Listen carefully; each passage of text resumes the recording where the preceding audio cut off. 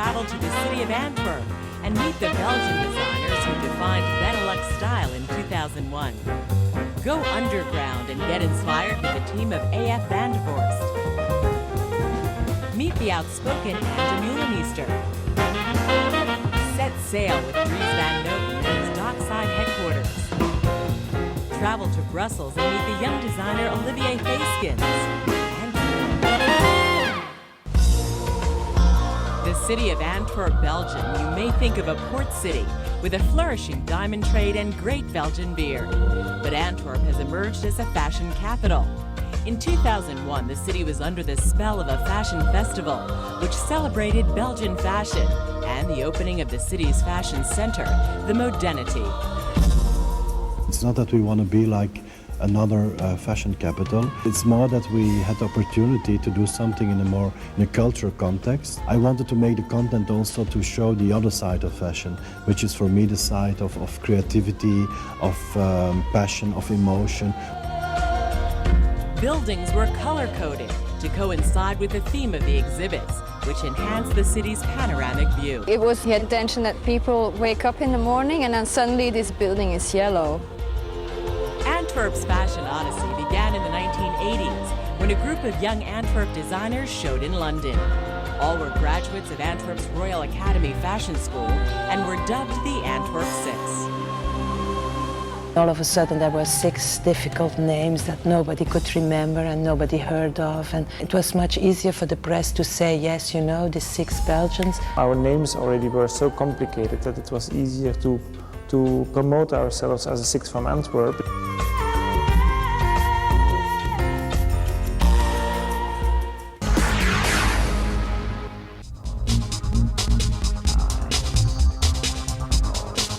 My strength is my work, and I think if somebody wants to understand my work, I think it's much more interesting to look and to feel. And Demeulemeester, one of the original Antwerp Six, forged her own path starting in the late 80s. Known for creating sensual looks with architectural precision, she broke ground for many young Belgian designers. There was no such thing as a tradition in Belgium of fashion. There was just nothing, which afterwards I think is not bad, because you don't have a tradition that you have to defend. This made me, in fact, really free. I thought, okay, I don't wait until God falls from the sky to help me. I made a little collection, I went to London, I showed it there, and immediately there was this response. If you really want something, you go for it without thinking. That's how I do it. I really live on a very spontaneous, emotional way, and that's how I started my career, but it's also how I took the decision to have a child. And everybody was saying, but if you have a child, you will never start a collection. But Demeulemeester did persevere, creating successful collections and opening up her own shop here in Antwerp.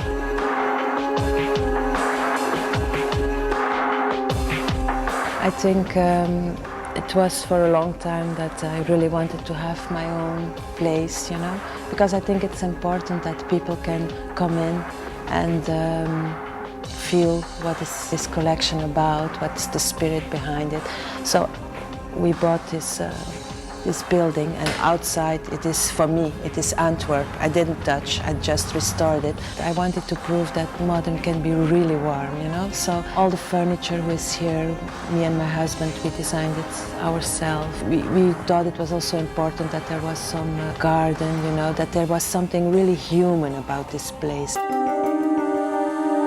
I think every collection is a reflection of what I feel and what I learned so far.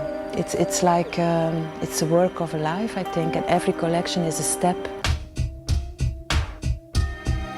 That collection was a real step because at that time I was a bit aggressive, and also I felt very revoltive, because at that moment in fashion everybody was working on retro.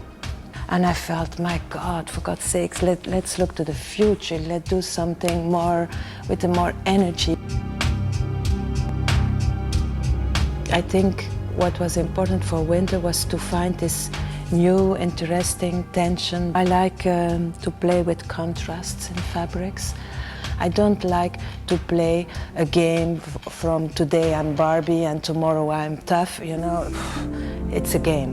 I try to be honest, like Bette Davis said, no guts, no glory. Huh? And okay, take it or leave it, but at least I'm honest with myself and I try to give what I can, and as long as I can believe in something and be enthusiastic about something, it makes me happy.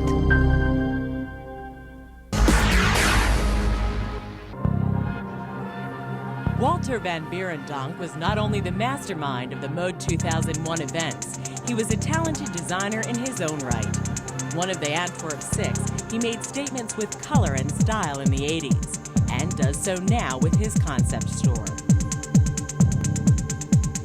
For me, it's important to use my work and my fashion as a kind of communication towards the outside world.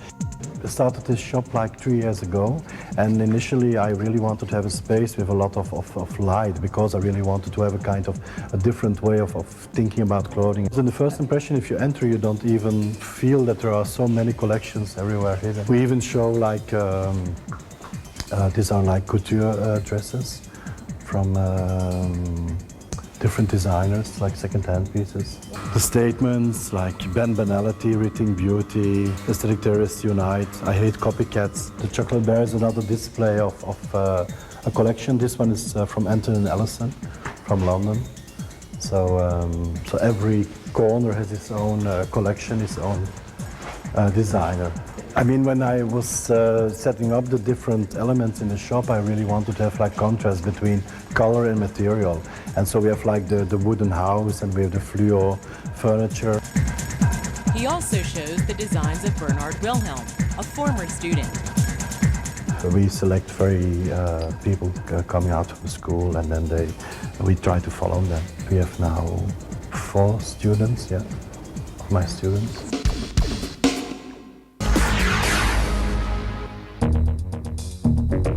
Although the husband and wife team of A.F. Van der Voorst had been showing in Paris for several years, they made their home in Antwerp. They worked out of a picturesque space in the northern part of the city.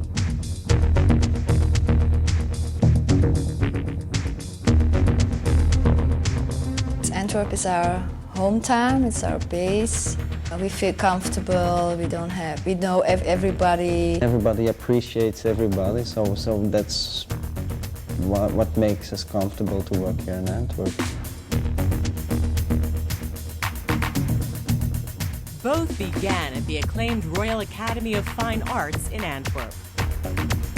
When I was a child, I wanted to become a dancer, contemporary dancer, but then I had a bad back, so I couldn't. Suddenly I saw on TV a show of the Academy of Antwerp, and then I thought like, wow, this is great. Coming there from a small city somewhere in Belgium where nothing happens.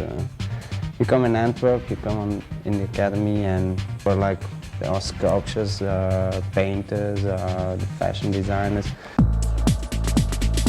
Their design aesthetic was influenced by German artist Joseph Beuys. He thought that the back of a human body was the most important part of a body. So that's also why we worked like, for some seasons there are some orthopedic pieces in the collection. We found out when we were at school, at the academy, that we both had this sort of interest in hospital. People always come here, or friends, and whenever they find something like a small ambulance or whatever with a Red Cross, they buy it and they give it as a present. The young couple had even designed for the Italian leather house Rufo Research. We've touched like leather, which was for us like diamonds in our hands. We can say like we worked with like the best leather there is. The Rufo guys, they were old friends of me from my hometown. Anne and Philippe took us to the places that inspired them most. First stop was Antwerp's underground pedestrian tunnel under the Schelde River. We're now in front of the tunnel. It's a pedestrian tunnel and it goes under the river and it ends.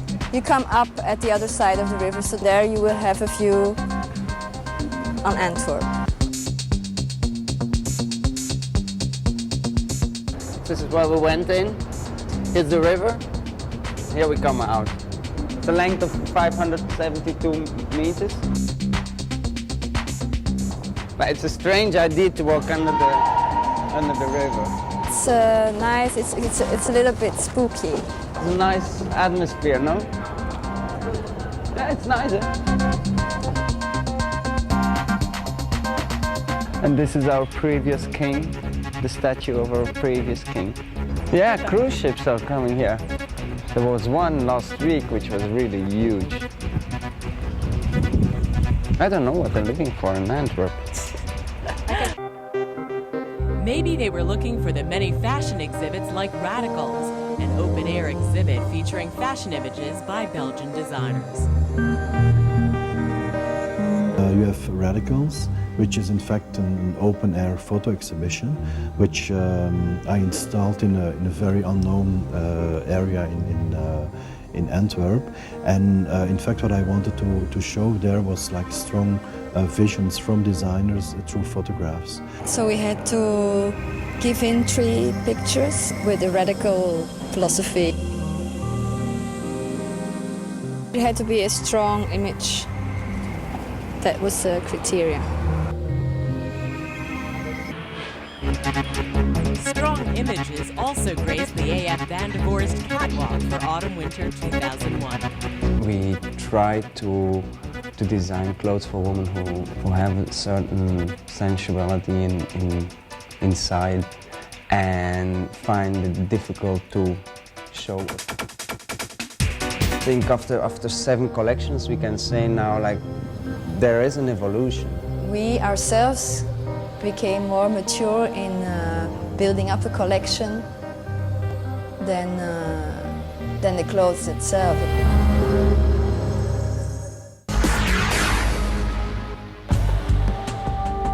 For me it was like the question, what is fashion about and why are people doing things to their bodies to be part of a group or be a part of a tribe or be part of a fashion movement.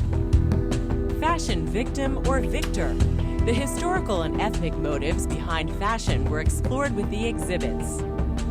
Mutilate took the observer through a series of themes, all suited to entice. From 18th century hoop skirts and corsets, to a special room dedicated to corset enthusiast Mr. Pearl, complete with Vivienne Westwood and Terry Mugler designs. Contemporary fashions also made a showing. So it's like this confrontation between all these different people and ethnic groups and tribes and fashion movements and without even giving an answer, it's really like trying to pose a lot of questions.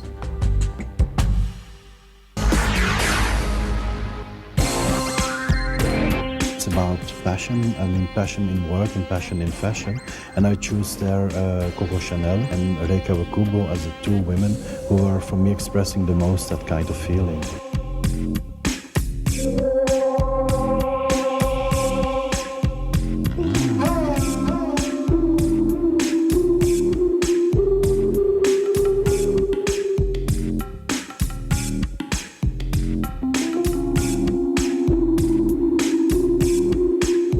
chose Coco Chanel because she was really one of the most important designers of the 20th century. Here we're at the Chambre de Tailleur, where you see original pieces of Chanel.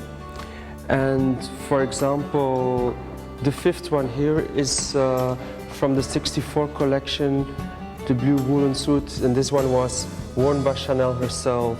We are at the Chambre de Bijoux, and Chanel was famous for wearing heavily jewelry with very simple clothing. So she once confided, jewelry tells you a lot about the age.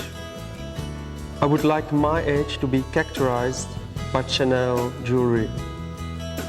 And I'm sure it will be. And I think what Chanel did in her time and what the Commerçant is doing the last decades, it's so important for how fashion was conceived afterwards, that it was like changing totally the future of fashion.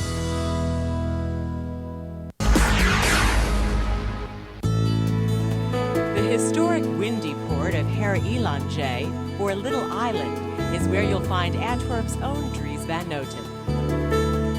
But the area, it's very, very nice because you have always a little bit of holiday feeling. When you look outside, it's completely something else, and also I think it's also very good contrast with fashion, because when you sail, you are really dependent of the wind, and you cannot control it yourself. You're really depending on where the wind is coming from.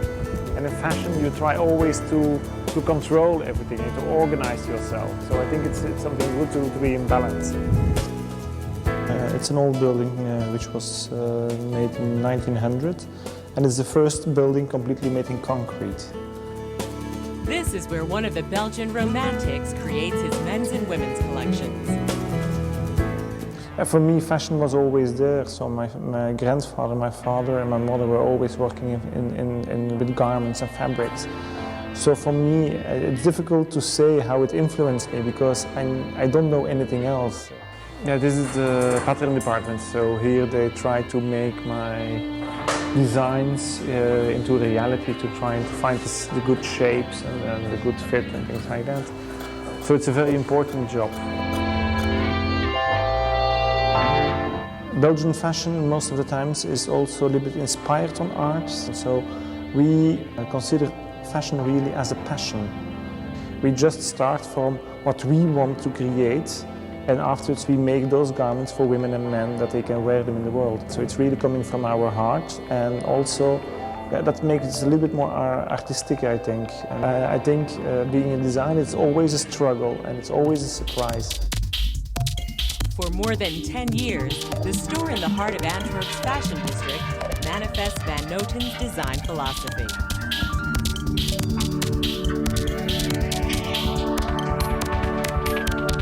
I've always been very interested in fabrics, colors, prints, and embroideries and things like that. So really the tradition and the skills in the fashion world. But menswear is always like you need a very good balance between like really the black and the navy and all the really masculine classic colors. But then of course we put in like pinks and yellows and all like the strange green colors. Honestly, which inspires me for the most are colors.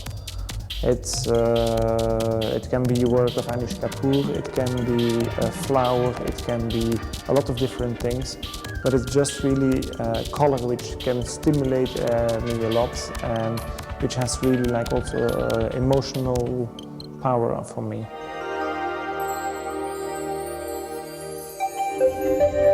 My hopes for the future is just that I still continue to like my job, and that's the most important thing I think for me. Because I like a lot what I'm doing, and I think you see it also in the work which I'm doing. And I think the moment that it's becoming just like a system, or when my heart is not anymore in my job, then you're gonna feel it immediately, because everything what I have to do, what I do is really straight out of my heart.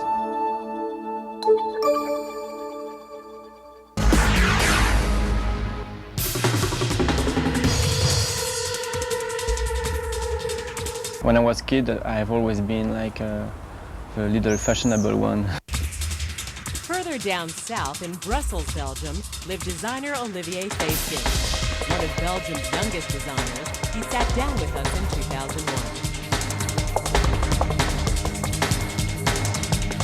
2001. Brussels has always been a very good city for me, because it's, I don't know, people are nice, you have really an unstressful life, you're really in your roots. Antwerp is even very more fashionable, but here not. Here there is, not all that. There is something common to Belgian designers. It's like if all these designers found the keys to not make bad collections. He never went to Antwerp's famed Royal Academy and actually dropped out of Brussels' Latam Design School. I didn't like so much the artistic because I was coming from scientific schools, and for me artistic schools was like not working, so I didn't like the atmosphere. In the beginning of the third year I decided to stop. Fkins went on to show his own successful collections. So what inspired him, he showed us. This, for example, is really the body of my good for the first pieces of clothing, the prototypes, to find really the way it falls. So, it's my cherished old bust.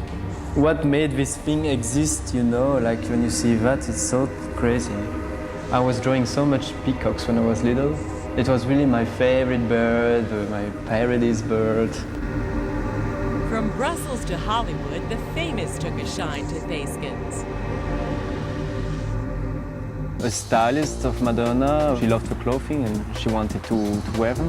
What I was feeling was like, okay, I'm really made for the job, finally, you know. It was just with this feeling, not like I was not crying or... Many helped ignite Fkins' career by wearing his dark goth-inspired garments. I'm drawing since my childhood, and my drawings have all time, like fashion I can say, evolved. It has passed through very colorful 80s clothing, and it has gone to more emotional or more dark. I like mathematics, architecture, everything. I like to make by myself sometimes pieces, papers.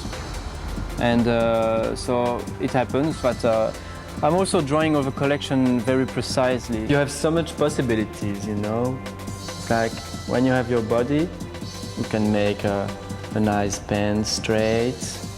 You can make, I don't know, you can make something very like a shirt going down, you know. You can make a skirt that is like very short or under the knees. You can make a large one. That fall, Fkins transformed the collection from dark and mysterious to lighter and more accessible. More women, less girly. But yeah, it was a collection interesting because I wanted to begin more to work on this glam effect. My ambitions are big, so I want to work in the future, but for myself, you know, I want to make couture one day. I would love to. Lots of things, shops, And perfumes and cosmetics and accessories and everything. I really love everything. It's like all the little stuff a woman can have. I'm very focused on my lifestyle. So, like every Belgian, I think. It's like you really want to have a nice life.